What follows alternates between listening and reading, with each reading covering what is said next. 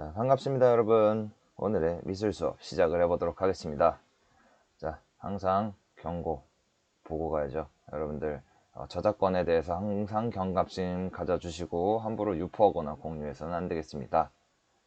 자, 여러분, 오늘은 현대미술에 대해서 배워보도록 할 거예요. 우리 그 전까지, 전 시간까지 근대미술을 배웠었죠.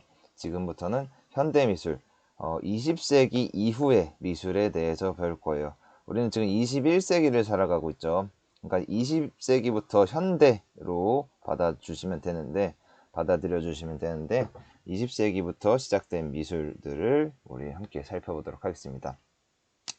현대미술은요, 굉장히 다양성을 존중해주기 시작을 했어요. 그래서 다양한 미술들이 굉장히 무수히 많이 시작이 되었는데, 이때부터 미술이 조금 어려워지기 시작했어요. 여러분들. 어려운 미술이 되어 가기 시작을 했는데, 왜 그러냐면, 각자 나름대로의 사정들이 있고, 각자 나름대로의 다 이유가 있어요. 그렇게 그 상황 속에서 발생된 미술들이 굉장히 많다 보니까 굉장히 어렵고 난해해지기 시작했습니다. 그러니까 여러분들 오늘 수업에 눈을 떼선 안 되겠죠. 집중 한번 안 하다 보면은 순간적으로 못 배울 수가 있으니까 여러분들 꼭 집중을 열심히 해서 시청을 해주시면 고맙겠습니다. 자, 그러면 현대미술 지금부터 시작을 해보도록 하겠습니다. 자, 여러분들 왼쪽에 그림 한번 볼게요. 루벤스. 루벤스는 언제 화가였더라? 맞아요. 바로크 시대 화가였죠. 바로크 시대면 17세기의 화가였는데, 밀짚 모자의 여인이라는 작품이에요. 굉장히 생동감 넘치게 살아 숨쉬는 것처럼 굉장히 잘 그려냈죠. 그게 바로크 미술의 큰 특징이었잖아요. 생동감. 자, 이렇게 생동감 넘치는 여인의 그림이 있는데, 자, 여인의 초상화가 280년이라는 세월이 지났습니다. 자, 이게 17세기였잖아요. 280년 후 어떻게 변하게 되었는가 하면, 자, 이렇게 앙리 마티스라는 사람이 그린 모자를 쓴 여인 그림 보이시죠? 이렇게 280년, 1625년부터 1905년까지 280년이라는 어마어마한 세월 동안 여인의 초상화가 이렇게 변하게 되었어요. 와, 대체 무슨 일이 있었던 거야? 280년 동안. 어떻게 이렇게 잘 그리던 게 이렇게 변하게 됐죠? 여기 보면은 어, 여인의 얼굴을 보면요. 보통 살구색으로 아니면 그 본인이 갖고 있는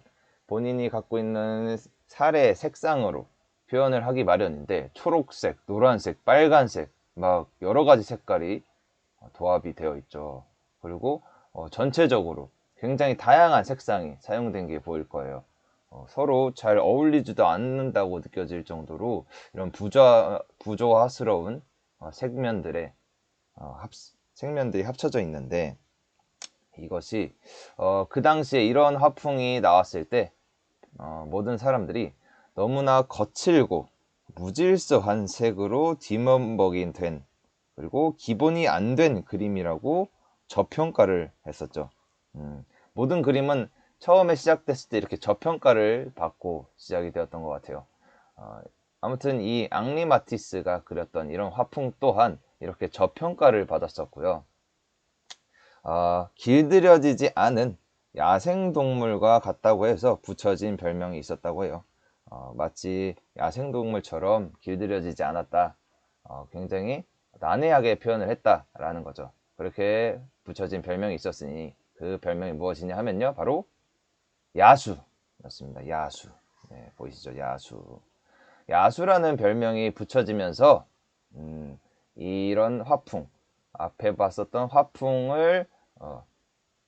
화풍을 그렸던 사람들을 바로 야수주의라고 불렀습니다. 그 중에서 가장 유명한 대표격인 작가가 바로 앙리 마티스라는 사람이었어요. 야수주의라고 불렸었는데, 앙리 마티스와 그의 친구들은 이런 화풍을 표현을 했던 거죠. 그리고 이 야수라는 별명이 마음에 들어서 야수주의라고 불리는 것도 좋아했다고 합니다. 어쨌거나 이 야수주의 특징 지금부터 함께 알아보도록 할게요. 옆에 보이는 그림처럼요, 야수주의는요, 색채를 굉장히 중요시했습니다.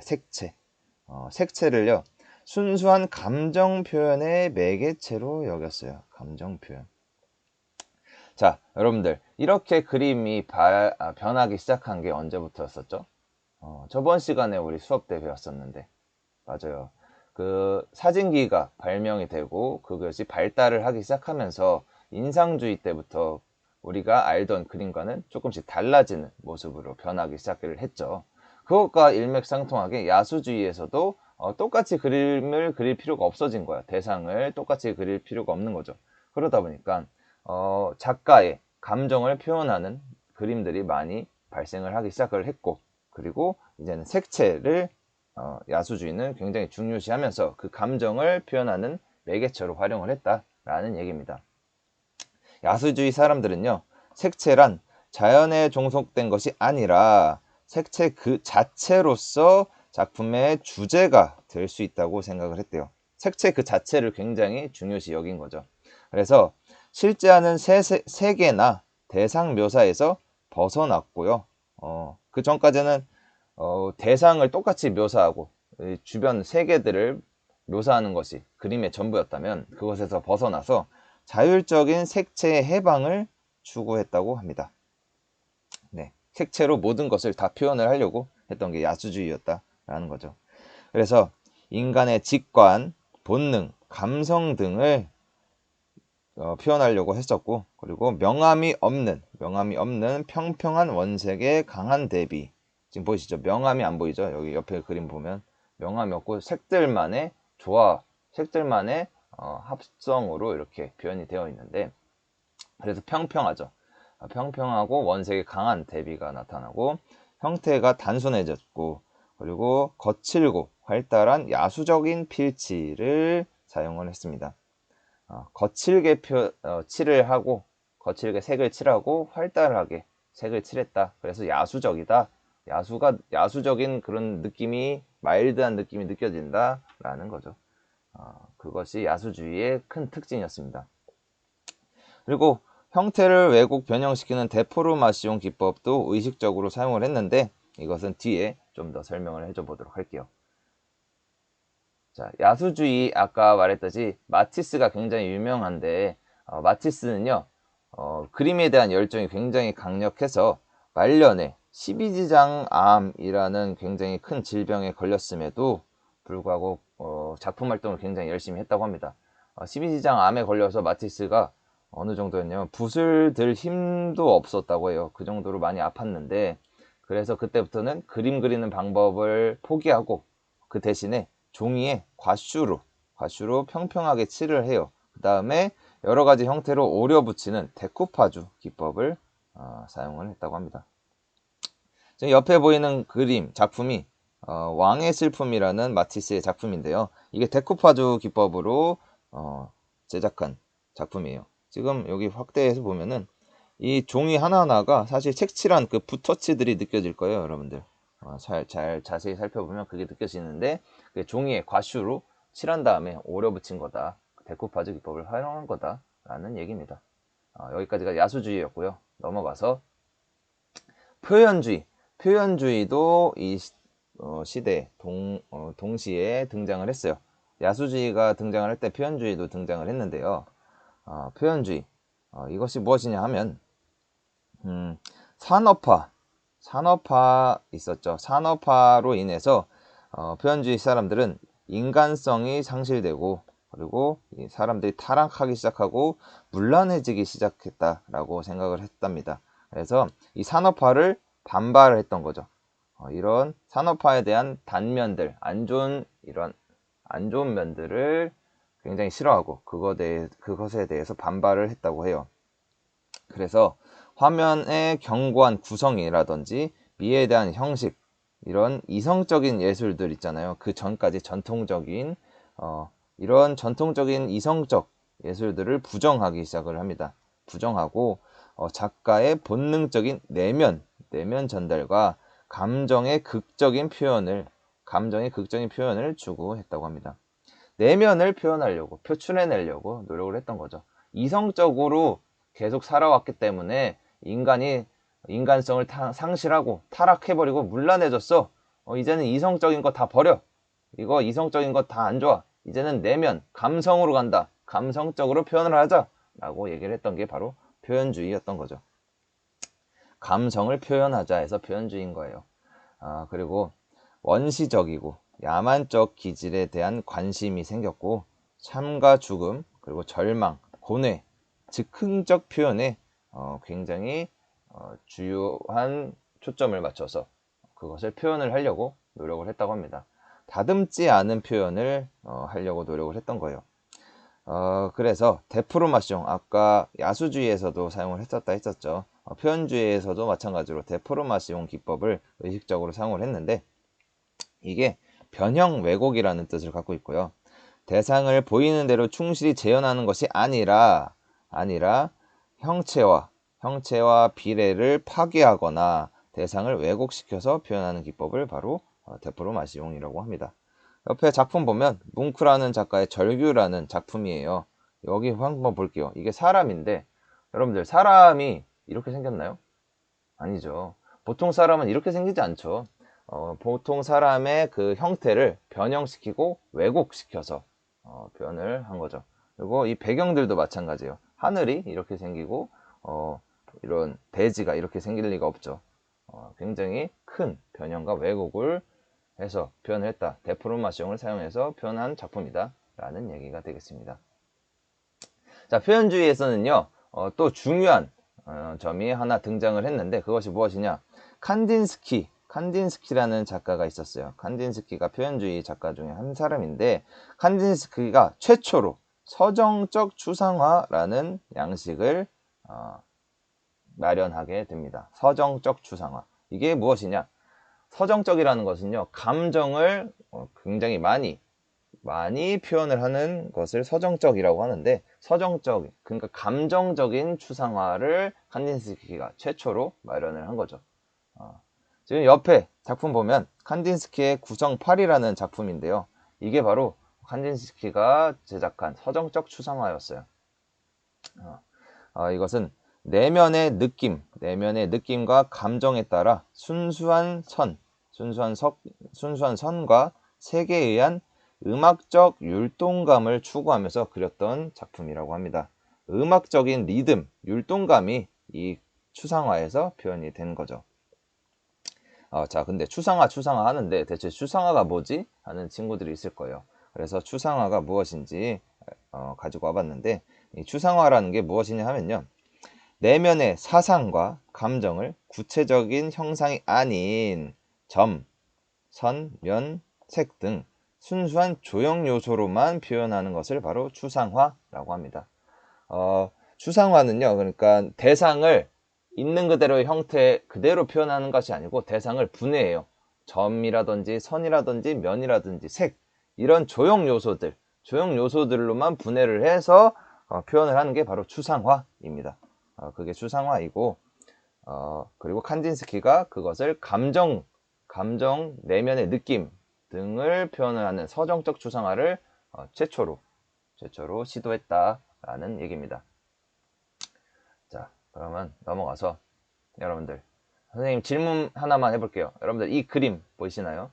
여러분들 이 그림에서 혹시 무엇이 보이세요? 이 그림에서 보이는 게 무엇이 있나요? 좀 난해하죠.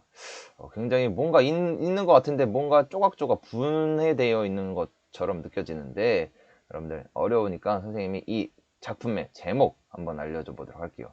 이 작품의 제목은요, 바로 바이올린과 포도라는 작품입니다.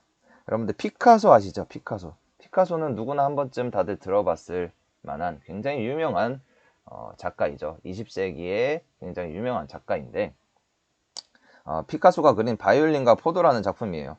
이 제목을 보니까 이 가운데 바이올린이 있는 것처럼 보이고, 또 위에 오른쪽 상단에 보면 또 포도처럼 생긴 게 보이죠. 네, 이런 그림을 그렸던 게 피카소인데, 여러분들 이 작품은요, 어떤 면으로는 소위 이집트인의 원칙으로 되돌아가고 있음을 보여주는 작품이 되겠습니다. 이집트인들의 원칙. 우리 이집트 미술에 대해서 배울 때 이집트인들의 원칙 배웠었는데 그것이 뭐였죠? 맞아요. 여러분들 잘 기억하고 있는데 이집트인들은 대체로 그들이 존재한다고 알았던 것을 그렸죠. 그리고 가장 본질적인 각도를 잡아서 그렸던 것이 바로 이집트인들의 이집트 미술의 가장 큰 특징이었는데 피카소는요.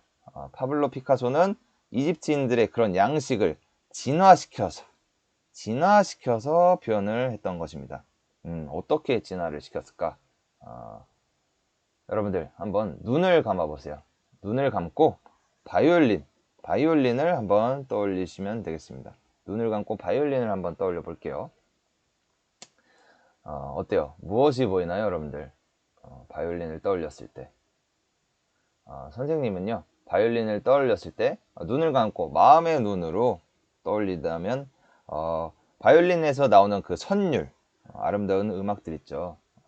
아름다운 선율이 느껴지고 바이올린의 그 향, 냄새가 느껴지기도 하고 질감, 촉감이죠. 질감이 느껴지기도 하네요. 마음의 눈으로 이런 것들이 느껴지고 그리고 신체의 눈이라면 우리가 갖고 있는 눈으로 직접 보여지는 것이 신체의 눈으로 보이는 장면인데 바이올린의 정면이 보이고 그리고 바이올린의 측면, 옆면이죠. 측면이 보이고 바이올린의 뒷면, 후면이 보이는 거죠. 이렇게 여러 가지가 보이는데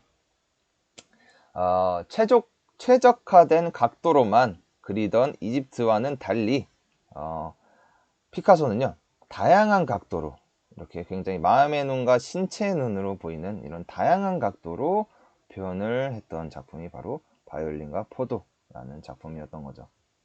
다양한 각도로 표현을 했다.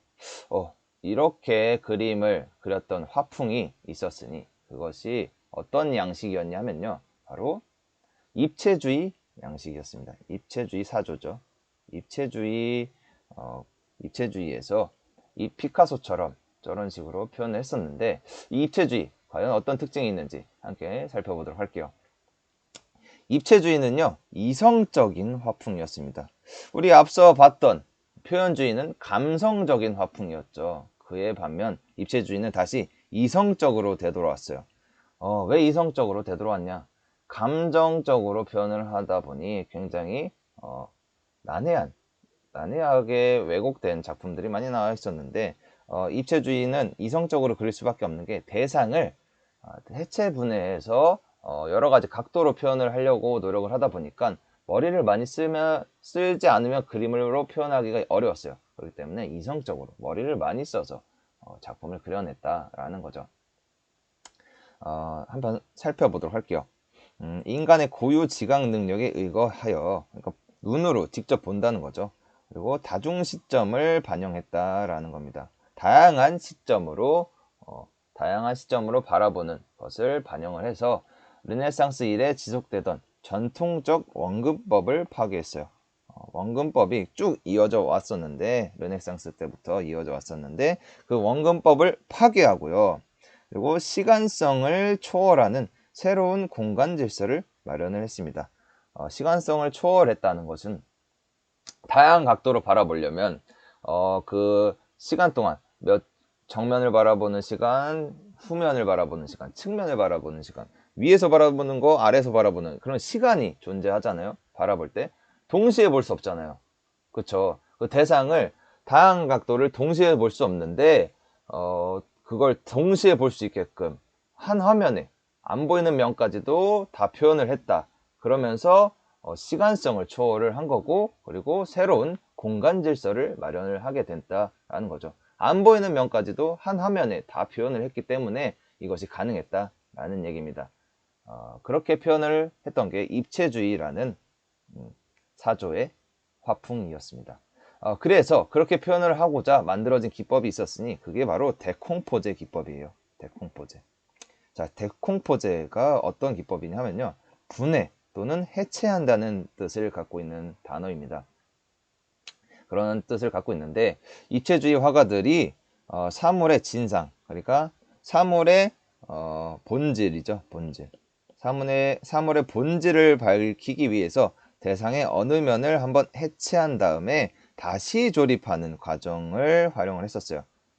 그때 해체와 재조립의 과정을 바로 데콩포제라고 불렀던 거죠. 대상을 해체했다가 재조립해서 다양한 시점으로 한꺼번에 표현한 작품이 옆에 보이는 작품이죠. 이것도 피카소가 그린 작품인데 볼라르의 초상이라는 작품이에요. 초상하면은 살아있는 대상을 아니면 죽은 대상을 표현을 그림으로 똑같이 생생하게 표현을 해줬던 게 여태까지의 초상화들이었는데 이 입체주의 화가들은 대상을 해체하고 분해한 다음에 다시 재조립해서 다양한 시점, 다양한 각도로 바라본 것을 한 화면에 표현을 하게 된 것이죠. 데콩포즈를 활용을 해서 이렇게 표현을 했다라는 얘기가 되겠습니다. 자, 그럼 넘어가서 여러분들 혹시 이게 뭘로 보여요? 지금 왼쪽에 보면은 뭔가 이렇게 놓여져 있는데 혹시 이게 무엇으로 보이나요? 딱 이렇게만 봤을 때 뭔지 딱 감이 안 잡히죠. 여러분들 그러면 이 사진을요 각도를 조금 틀어 볼게요. 자, 이렇게 틀어 봤습니다. 어때요? 이제는 뭔지 대충 감이 잡히죠. 맞아요. 눈치챈 친구들이 있을 텐데 이거는요 바로 남자 화장실의 소변기예요. 소변기. 여러분들은 여성들이라 남자 화장실 소변기를 혹시라도 못 봤던 친구들이 있을 텐데 남자 화장실에는요 소변기가 이렇게 벽면에 붙어 있어요. 어떻게 붙어 있냐면 여기가 볼트가 들어가는 자리예요. 그래서 벽에 여기가 벽이죠. 벽에 이게 붙어 있는 거고 이렇게 한번 표현을 해줘 볼게요. 이게 벽이에요. 벽에 이렇게 붙어 있는 거예요. 여기 박아가지고 여기를 박아서 붙어 있고 여기 파이프가 연결돼서 일로 물이 쫄쫄쫄 나오겠죠. 물이 나와서 물이 흘러내려가는 거고 이거 흘러내려가는 구멍이 되겠죠.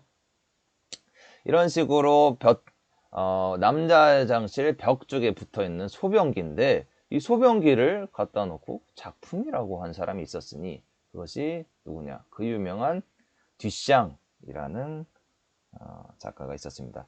듀샹의 샘이라는 작품이에요. 이게 지금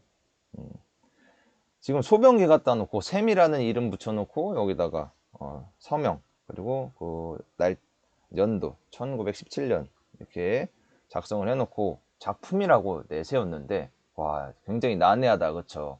뭐지? 왜 소변기가 작품이지? 라고 여러분들 궁금증이 생길 텐데요.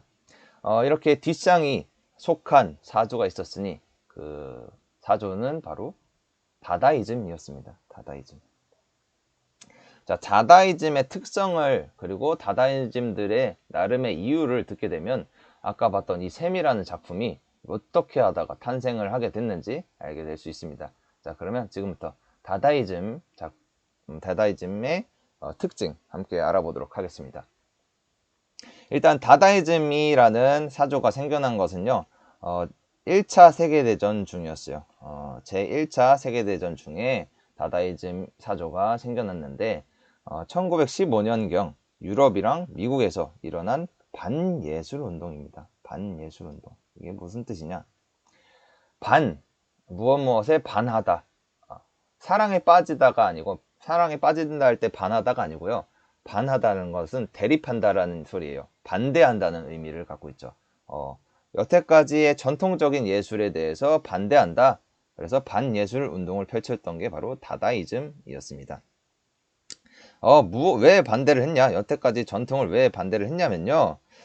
다다이즘 사람들은 이렇게 생각을 했어요. 전쟁이잖아요. 1차 세계대전이 전쟁이고 굉장히 전 세계적으로 슬픈 역사인데 그 전쟁을 초래한, 전쟁을 불러일으킨 서구의 문명, 그리고 기성에 대해서 회의감이 팽배해졌던 거예요.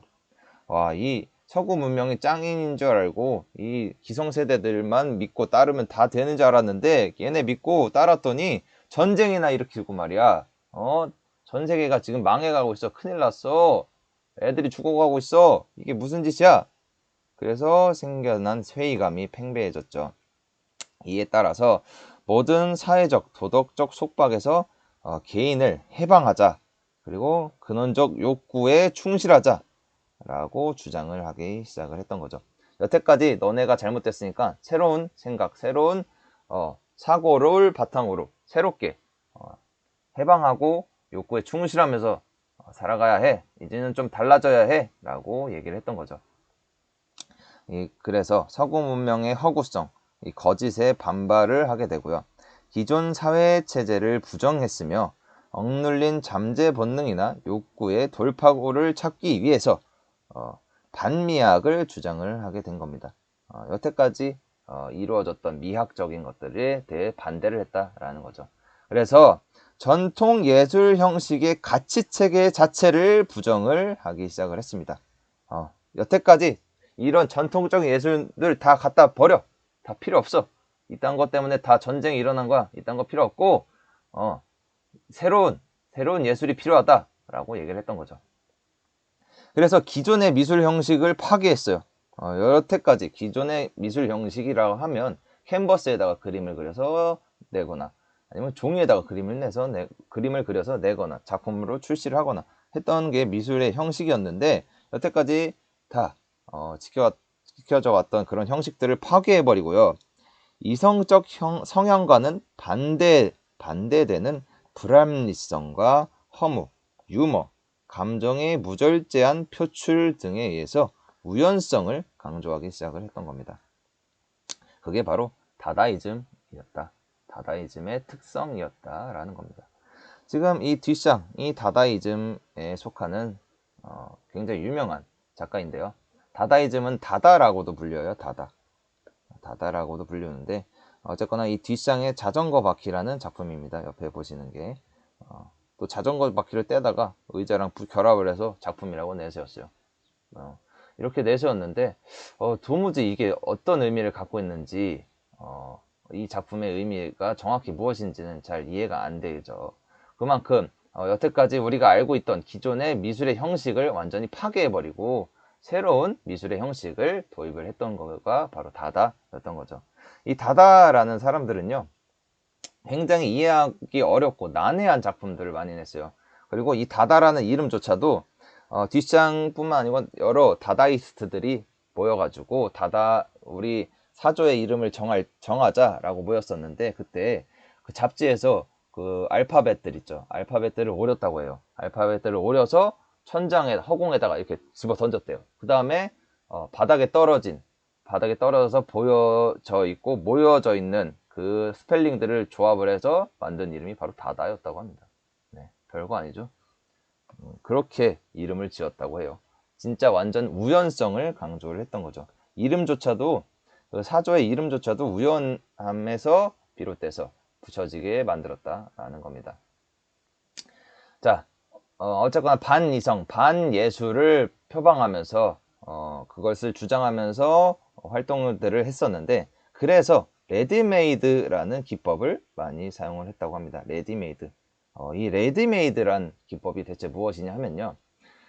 미적인 무관심과 미술품으로 명명된 기성품을 통해 미술이란 무엇인가에 대해서 반문을 유도하는 기법입니다. 이게 뭔 말이냐면요. 여태까지의 그 미래의 가치관이 있었죠. 아름다운 것은 이런 것이야. 이러이러한 것은 아름다운 것이야. 라고 전통적으로 쭉 이어져 내려오던 것들이 있었는데 그것에 대해서 무관심하게 이거 뭐야 버려. 이게 관심을 주지 않았죠. 관심을 주지 않았고요. 기성품이라 하면 굉장히 공장에서 찍어내는 제품들 있죠. 누구나 다 쉽게 구할 수 있는 그런 기성품들을 미술작품이라고 명명을 한 거죠. 미술품으로 이것은 미술품이 선택이 되었어요. 이건 미술품이에요. 라고 기성품을 미술품으로 내세웠고 그러다 보니까 이게 뭐야? 왜 기성품이 미술품이야? 왜 기성품을 갖다 놓고 미술작품이라고 하는 거야? 라고 관람자들은 생각을 하게 되고 뭐야? 대체 그럼 이제 미술이란 무엇이지? 라고 궁금증을 유발하기 시작을 했다는 거죠. 관람객들로 인해서 야 이제는 미술이 대체 뭐지? 여태까지 알고 있던 미술이 아니네? 라고 생각을 할 수 있게끔 유도한 것이 바로 다다이즘들이 했던 레디메이드라는 기법입니다. 레디메이드. 이미 만들어졌다는 뜻이죠. 우리는 말로 직역을 하자면요. 레디, 이미, 메이드, 만들다, 만들어진이잖아. 이미 만들어진 거죠, 기성품은. 그렇죠? 어쨌거나 이렇게 정통적으로는 미술 작품을 창조해 냈었잖아요. 미술가들이 전통적으로는 미술 작품들을 계속 창조를 해냈지만 다다이스트들은요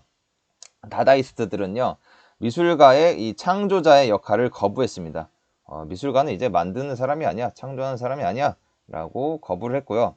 미술가는요 어떤 식의 활동만 했었냐, 미술가가 작품으로 사용될 기성품을 선택만 했어요.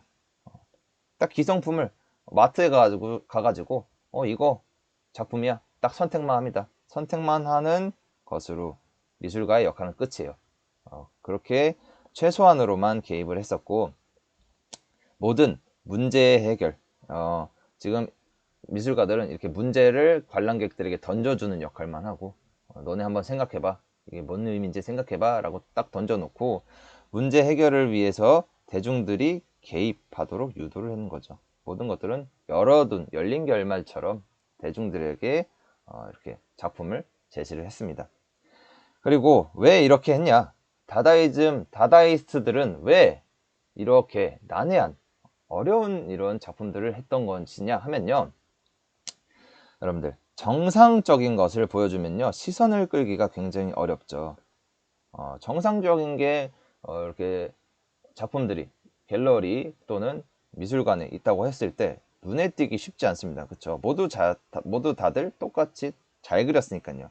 그래서 정상적인 건 시선을 끌기가 어려워요. 그래서 아주 이상하고 의미를 알 수 없는 작품들을 통해서 시선을 끌고, 그리고 그들에게 메시지를 전달합니다. 어떤 메시지냐? 이제 그만해! 이제 그만하고 이 작품 한번 봐봐! 이제 그만해! 라고 메시지를 전달을 하는 거죠. 이제 그만해! 라는 메시지를 전달하면서 잘못된 행동을 멈춰 세우려고 하는 것을 의미합니다. 잘못된 행동이란 무엇이냐? 전쟁이죠, 전쟁. 이제 전쟁 그만! 이라는 메시지를 전달하려는 것이 바로 다다이스트들이었던 것입니다. 아시겠죠? 이렇게 시선을 끌면 쭉 이어져 오던 다른 곳에 다 분산되어 있던 시선들 있죠. 여태까지 이어져 오던 그 전통적인 것에서부터 벗어나고 새로운 것을 보여주게 되면서 여태까지 하던 행동들을 멈추게 되겠죠. 그것을 의도한 것이 바로 이 다다이스트들의 사고이자 추구하는 바였고 작품의 의미들이었던 거죠. 지금 옆에 작품 보면은 이 다다이즘에 속하는 말레이라는 작가인데, 작가가 제시한 작품이었어요. 천물이라는 작품인데요. 여기 보면요, 누가 봐도 다림이죠. 다림인데 다림이 여기 밑에다가 못을 이렇게 박아놨죠. 네, 여러분들 다리미의 역할은 구겨진 옷을 열로 인해서 펼쳐지게끔 평평하게 펴지게끔 만드는 것이 다리미의 역할이잖아요. 근데 다리미 이 밑바닥에다가 못을 박아 놓으면은 옷에다가 이렇게 다림질을 할 때 다 찢어지겠죠. 그러면 다리미의 역할로서 제 기능을 할 수가 없는 것이 이 작품인데, 이렇게 말도 안 되는 것을 보여줌으로써 시선을 끌게 되고 여태까지 해오던 행동들을 멈추게끔 하게 하는 거죠. 이게 바로 다다이즘 작가들의 작품 세계였고 추구하는 것이었고 특징이었던 것입니다. 다들 이해가 되셨죠? 자, 그럼 넘어가서 신조형주의라는 사조가 또 발생을 하게 됩니다. 신조형주의. 이 신조형주의는 네덜란드 중심의 이지적 추상 양식이에요. 이지적 추상 양식. 이게 무슨 뜻이냐? 이성적이라는 뜻입니다. 이성적. 우리 추상 양식 배울 때 아까 표현주의에서 서정적 추상 양식, 서정적 추상화를 배웠죠. 근데 그것과 반대적인 이지적 추상 양식이 등장을 하게 됩니다. 이것도 1차 세계대전 혼란기 때 발생을 했는데, 이 1차 세계대전이 터지면서 굉장히 혼란스러웠잖아요, 세계가. 이 혼란기에 기계적인 질서가 필요하다라고 생각을 했다고 합니다. 기계적인 질서가 생겨나면서 기계적인 질서를 창조해서 세상의 무질서로부터 인간을 해방시키고자 했던 것이 바로 이 신조형주의 화가들이었던 거예요.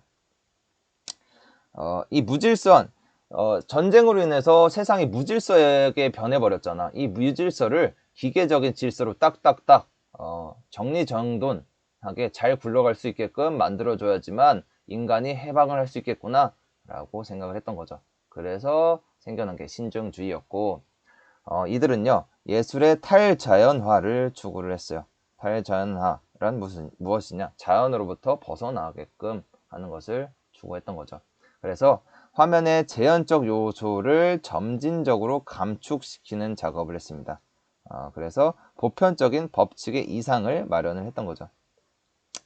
마치 이집트 미술에서 법칙이 존재했던 것처럼 이 신종주의 사람들도 보편적인 법칙을 마련을 하려고 했던 거예요. 질서정연하게 이런 양식을 만들어냈던 거죠. 옆에 작품을 한번 볼게요. 몬드리안이 신종주의의 대표적인 작가인데 나무 연작이라는 작품입니다. 여기 첫 번째 왼쪽 상단 작품을 보면 이게 첫 번째예요. 이게 나무 그림이 순수하게 자연의 모습 그대로 표현이 되어 있죠. 이것을 아까 말했듯이 탈자연화를 추구했다고 했잖아요. 자연으로부터 벗어나게끔 화면의 재현으로부터 재현을 점점 감축하는 작업을 했다라고 했는데 옆에 오른쪽에 보면 이게 두 번째 작품이거든요. 이 왼쪽에 완전 똑같이 재현됐던 나무가 이렇게 변한 거예요. 두 번째로. 어때요? 조금 단순화됐죠. 단순화되었고 또 왼쪽 아래 세 번째 작품을 보면 이번에로부터 더 단순화됐죠. 더 곡선적으로 이제는 단순화돼서 나무가 표현이 됐고 이거 다 나무를 표현한 겁니다. 그리고 오른쪽 아래 네 번째 작품을 보면 네, 완전 단순화되면서 이 재현의 요소들 똑같이 그려냈던 것들이 완전 감축되는 게 느껴지시죠. 이렇게 변화하는 이것을 감축하는 작업을 통해서 보편적인 법칙을 만들어내려고 했습니다. 이게 신중주의의 특징이었고 이렇게 아까 봤던 것처럼 감축의 작업을 통해서 궁극적으로 도달했던 것이 있었으니 이게 바로 몬드리안의 적청황의 구성이라는 작품을 통해서 알 수 있어요. 신중주의는요 의지, 사람의 의지의 상징을 수직선으로 표현을 했고요. 그리고 휴식을 취하는 것의 상징을 수평선으로 표현을 했습니다. 그래서 수직선과 수평선은 서로 대비적이죠. 그런 수직선과 수평선으로 작품을 표현을 했습니다. 그리고 삼원색이라고 해서 적색, 빨간색, 청색, 파란색, 황색, 노란색, 빨파노랑 그리고 삼무채색이라고 해서 검정색, 하얀색, 회색 이 색깔 삼원색과 삼무채색만을 활용을 했고요. 그러다 보니까 이 수직선, 수평선 하나 1, 수평선 2, 적 3, 청 4, 황 4, 검정 5, 하양 6, 회색 7. 잠깐만. 하나, 둘, 셋, 넷, 다, 일곱, 여덟. 8개네요. 미안해요. 수직선 1, 수평선 2, 3, 4, 5, 6, 7, 8. 그렇죠. 이렇게 8가지 요소도 있잖아요. 이 8가지 요소들을 평면적인 화면으로 구성을 했던 게 바로 신조형주의의 특징이 되겠습니다. 옆에 작품 보면 느껴지시죠? 이 수평선과 수직선, 그리고 적, 청, 황, 그리고 흰색, 검정색, 삼무채색으로만 이렇게 표현이 되어 있죠. 그리고 평평하게, 평면적으로 화면이 구성되어 있는데 이게 바로 신조형주의의 가장 큰 특징이었던 것입니다. 그래서 비례와 균형을 갖춘 기하학적인 화면을 창출을 했는데 이 기하학적이라는 게요 수직 수평선으로만 이루어진 것을 바로 기하학적이다 라고 얘기를 하거든요. 그래서 지금 작품에서 보이는 것처럼 기하학적인 화면이 창출이 되었던 것이죠. 선과 면을 통한 면분할과 색채의 조화를 위주로 하는 이지적 추상이 그래서 탄생을 하게 된 겁니다. 이성적으로 대상을 이렇게 변화시키고 표현을 했던 것이죠. 그러다 보니까 이성적이다 보니까요 작가의 감성을 배제하는 거죠. 감성은 이제 더 이상 작품에 표현이 되지 않습니다. 내면이 표현되지 않는 거예요. 그리고 최소한의 형태와 색채로 기하학적인 형태를 추구하면서 표현을 했다. 그것이 신조형주의의 특징이었다라는 얘기입니다. 자, 우리 앞서 살펴봤던 칸딘스키 표현주의에서의 그 서정적 추상화와 여기서 나오는 신정주의에서 생겨난 이지적 추상화랑 어때요? 딱 보면 굉장히 큰 차이가 느껴지시죠? 네. 이게 바로 표현주의의 표현주의가 아니고 이 추상화의 양대 산맥입니다. 이지적 추상화와 서정적 추상화 이렇게 있다. 이성적으로 표현한 추상화고 감성적으로 표현한 추상화다라는 얘기입니다. 자, 그럼 넘어가서요. 초현실주의가 나타나게 됩니다. 초현실주의가 나타났는데 이 초현실주의란 무엇이냐 하면요. 앞서 살펴봤던 다다 있죠. 다다이즘. 다다의 의지를 계승했던 게 바로 초현실주의 작가들이었어요. 다다에서는 반이성, 이성을 반대했었죠. 이 다다에서 추구했던 이성을 반대했던 것을 초현실주의 사람들이 수용을 하고 받아들였고요. 그리고 무의식을 탐구하기 시작을 했습니다. 이성적이라는 것은 생각을 한다는 거잖아요. 근데 그 생각을 하는 것에 반대했다라고 하는 것은 생각을 안 한다는 소리잖아. 생각을 안 하고 무의식적인 것이 바로 생각이 없는, 생각을 안 하는 것이죠. 그 무의식의 세계를 탐구했던 게 바로 초현실주의 화가들이었다라는 겁니다. 이 초현실주의 화가들은요, 프로이트라는 사람이 있었어요. 프로이트라는 그 정신분석학에 굉장히 큰 선두주자가 있었는데, 이 정신분석학의 선두주자였던 프로이트에게 영향을 받아서 이성의 지배를 받지 않는 무의식의 세계, 공상과 환상의 세계, 그리고 꿈의 세계를 표현을 하려고 했던 게 초현실주의였다라는 얘기입니다.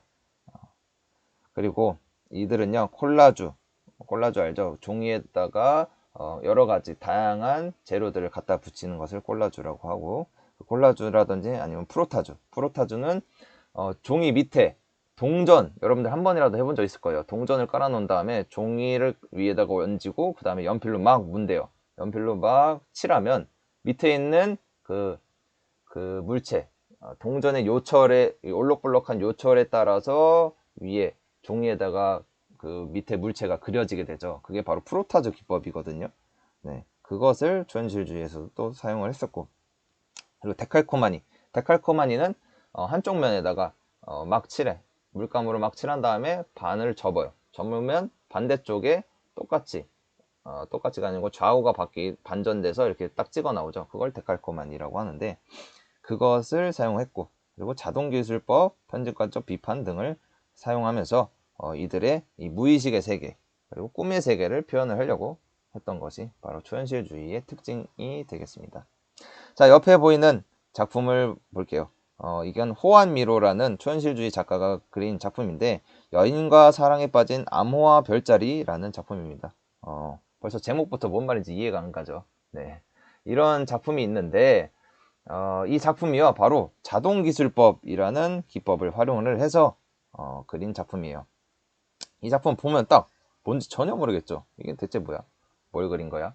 이런 생각이 들 텐데, 자동기술법이라는 게 무슨 뜻이냐면요, 이성의 영향을 벗어나서, 그러니까 생각이 없이 무의식을 바탕으로 손 가는 대로 그린 거예요. 그냥 아무 생각 없이 손이 막 저절로 움직이는 대로 그리는 것을 바로 자동기술법이라고 합니다. 오토마티즘, 오토가 자동이죠.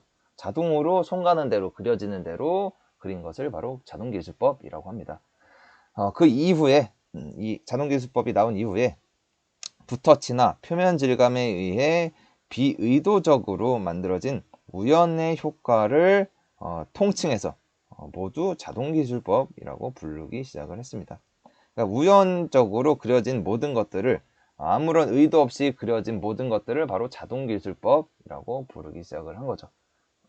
지금 이 자동기술법을 사용을 했다고 생각을 하니까 이 호안미로의 여인과 사랑에 빠지는 암호와 별자리라는 작품이 대충 이해가 가죠.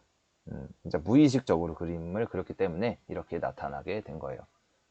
이게 초현실주의의 자동기술법이라는 기법의 특징이었고, 그리고 편집광적 비판이라는 기법을 사용을 합니다. 편집감적 비판이란 무엇이냐 하면요.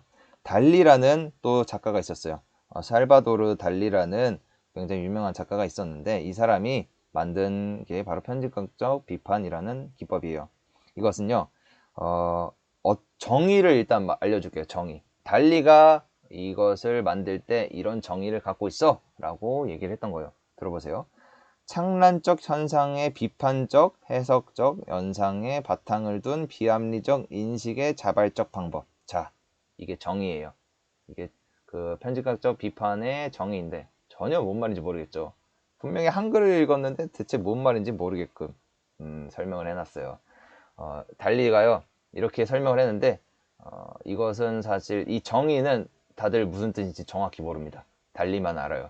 다들 이해할 수가 없는데 이것을 해석을 해보면요 여러분들 이해가 조금은 될 겁니다.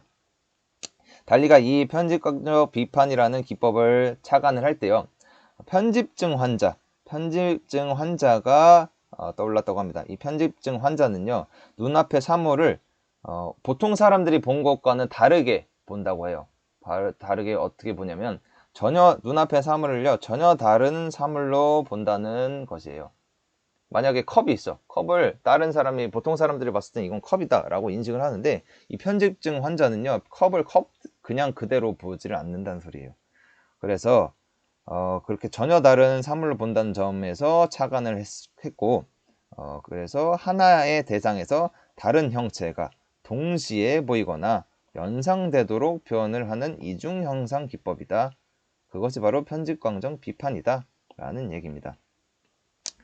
그렇게 표현을 한 게 편집광정 비판이라는 소리예요.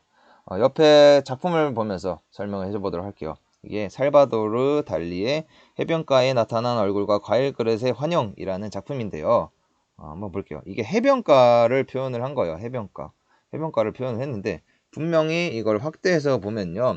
이건 조개들이에요. 조개들이고 서로 다른 물체들인데 이걸 멀리서 떨어져서 보면요. 사람의 얼굴처럼 보이죠.